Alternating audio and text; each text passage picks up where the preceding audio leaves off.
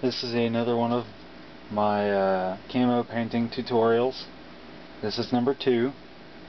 I have 3 guns for you today to show you, and several ways to paint them. First of all is standard scope. It's a hopper, but I just took some paint and went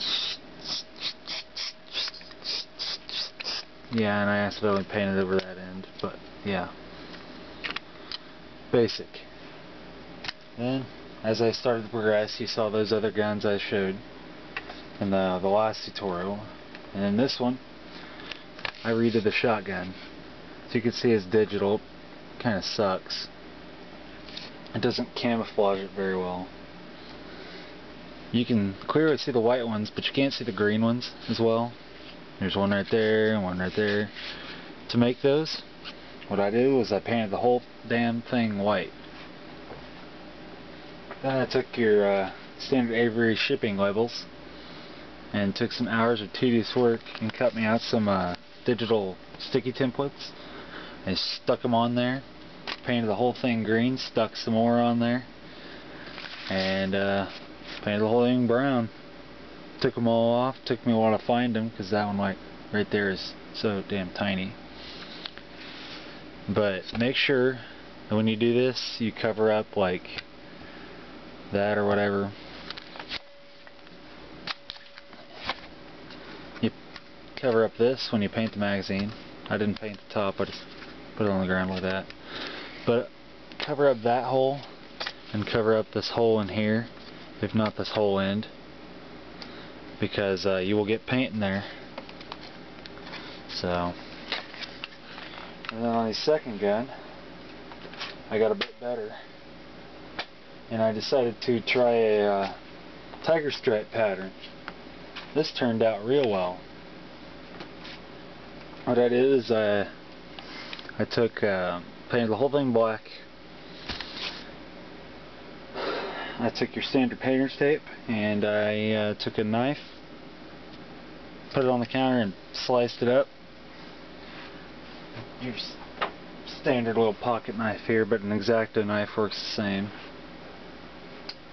But stuck it on there, painted the whole thing blue, took all the tape off, and once I was done with that, I didn't paint the clip, I just painted in here. Make sure to cover up your end again. But once I was all done with that, I took some Miralax polyethylene, what the hell am I thinking? Polyurethane, some spray, and did 5 coats of that on there. Works real well. Then, on my final model, you see my assault rifle.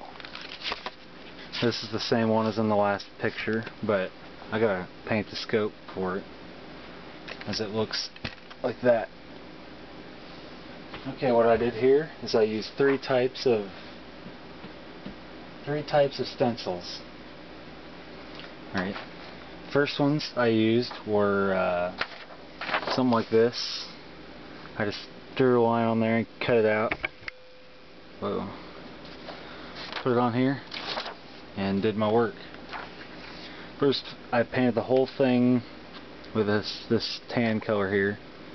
I don't know what the hell you call it, but all mine are not glossy.